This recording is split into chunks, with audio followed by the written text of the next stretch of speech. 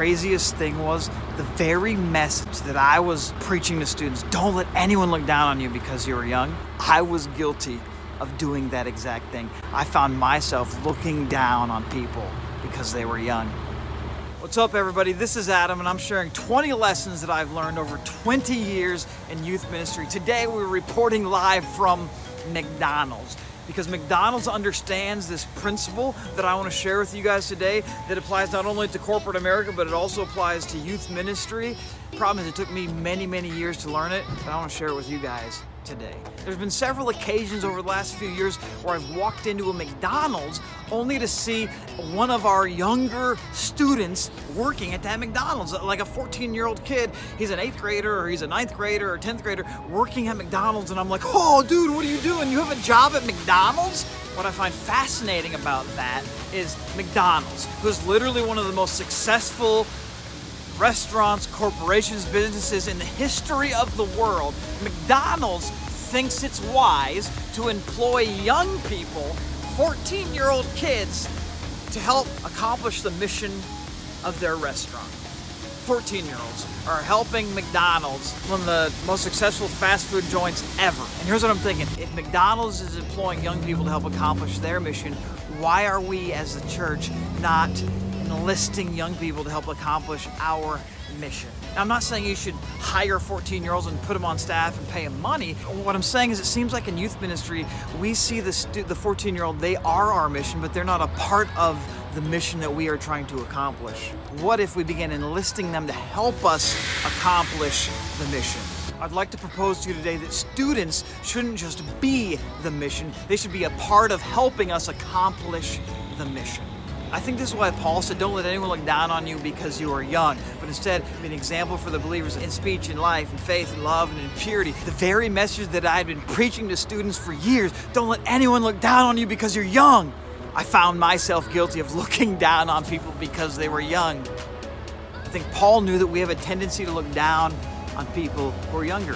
For example, many years ago, when I was 21 years old, I was running this big outreach event at our church. I was a high school director at the time, and my friend Clint, he was the middle school director. We were both like 21 years old, and we were running this huge event. I mean, it was big. It was like 500 something students at this thing, and it was a lock-in or something crazy like that. And at one point during the night, me and Clint were walking around the building to try to just make sure our kids aren't escaping or something like that. As we're walking around the building, one of the adult volunteers came up to us and said, hey, you guys aren't allowed to be back here. And we're like, hey, it's okay. We're like, hey man, it's okay. We're in charge. We're running this thing. And he's like, ha ha ha, good try guys, let's go. And we're like, dude, no, for real, we are the ones running this. The reason you're here volunteering is because we're in charge of this whole deal. And he's like, no, you're not. Let's go get Jeremy. Jeremy was like our boss, who was also at the event. But this guy would not believe that we were in charge of running this whole event. And we were just like, I cannot wait till he realizes who we actually are. Here's the thing. We were 20 years old. We were young, but we were actually leading at a very high level as 20-year-olds. Our boss, this guy named Jeremy Clark, he empowered us to lead at very high levels when we were very young. Now, fast forward 10 years later, I'm 30 years old now. I'm running a youth ministry out in Detroit, Michigan area, and we're rocking and things are moving forward. And I realized that I was having a tendency to look down on 20-year-olds. And I was like, wait a second. What am I doing? I'm 30, I'm looking down on the 20-year-olds. When I was 20, I was leading at a high level, but fast forward 10 years, now I'm 30 years old, I'm leading as a youth pastor, running a youth ministry, and I found myself looking down on young people, on students in our ministry. I found myself saying, you know what, the only people who can do A, B, C, D is me or somebody else who's one of our best volunteers. I was assigning all of the tasks of our ministry, everything that we needed to do to accomplish our mission. Only leaders were able to do it. There was no students involved, and I was like, what am I doing? Like, why do I have to have a leader do this? And I realized anything a leader could do, probably a student could do. And when a student does it, it changes everything. And so I'm saying this learning today because I have failed at this. What I realized is that I was having a tendency to look down upon the very students who I was trying to build up and empower and fight for. So then, a few years after that, I was a middle school pastor, only serving middle school students. And this was the time that I realized how much other people have a tendency to look down on young people, because middle schoolers, they're like the ones that nobody wants to let lead or let do ministry or let do anything. And then I realized, why not? See, we began to actually allow middle school students to serve and to lead in our middle school ministry, and it was crazy. All of them wanted to. They were like pumped. I said, hey, does anybody want to help do this and this and this? And they were like 50 kids signed up, and I'm like, what on earth?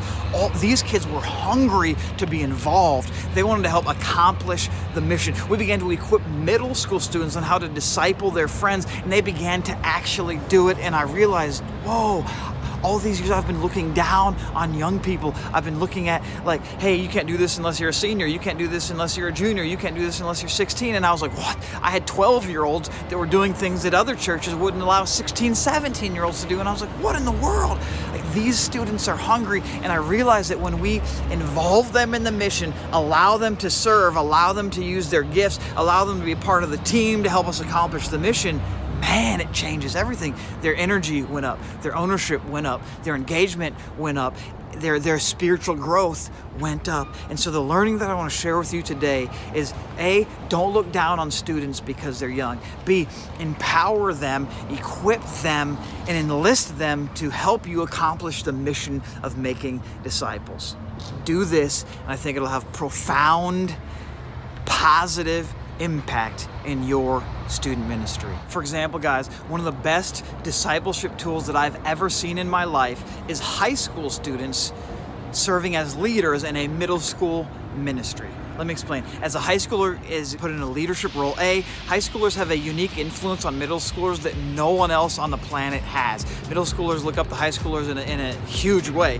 And when you have a high schoolers in this leadership role, it shifts things, and all of a sudden they take a new level of ownership. Now, the spiritual truths that we're talking about, they're more fully internalizing and they're thinking about, because they're having to lead middle schoolers in conversations about these things, which causes their faith to grow, but that also causes the middle schoolers' faith to grow, because the middle schoolers are like, wow, these cool high school kids love Jesus. I want to be like them. And so I found huge value for the kids serving and the kids being served and letting young people serve middle school. And somebody's like, we can let seniors serve. And I'm like, if they're in 9th grade, let them serve in middle school ministry. 9th grade, 10th grade, 11th grade, 12th grade. I've been a part of ministries who, and I know the reasons why they do this, but I've been a part of ministries who say, yeah, we're only going to let upperclassmen do this stuff. We're only going to let seniors do this stuff. And we don't let the sophomores or the freshmen or the 8th graders or the 7th graders do that. Well, when the 7th and 8th and 9th and 10th graders aren't involved in the mission and aren't involved in serving, they become disinterested. They become disconnected easily. Some people say about seniors, if they're not leading, they're leaving. I would like to propose to you today that any student who is not leading by the time they get their driver's license, they're leaving. You need to involve them in the mission, get them leading as young as you possibly can. 6th graders will lead if you let them. Yes, it's more messy, but that's what we're doing, guys. We're youth pastors. Our job is to equip students, to help students use their gifts and give them opportunities to use their gifts. And when we do that, it's huge, huge, huge. So let me just encourage you today. I could go on and on and on and on about this, but here's my big learning that I want you to get today is, as a youth pastor, be careful not to look down on people because they're young. Yes, it's easier to have older people do the ministry, but it's probably more beneficial and more effective to have young people do the ministry. So do whatever you can to allow students to be involved in the ministry, to be serving in the ministry, to be using their gifts in the ministry, to be helping make disciples in the ministry. Get them involved. I've had so many youth pastors over the years that keep talking, we got to get in schools, we got to get in schools, we got to get in schools. Listen, guys, we already have an army of students in the schools. Every kid in your youth ministry is already in the school. Let's just equip them to accomplish the mission of making disciples. Boom.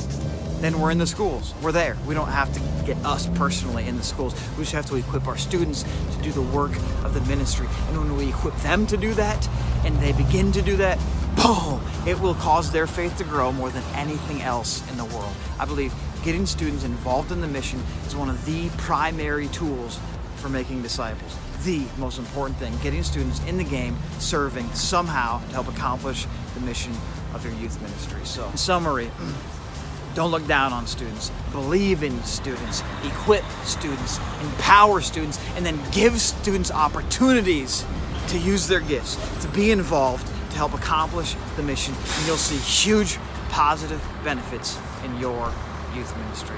Don't let McDonald's make us look bad. Let's be youth pastors who really believe in young people and help them do what God has made them to do.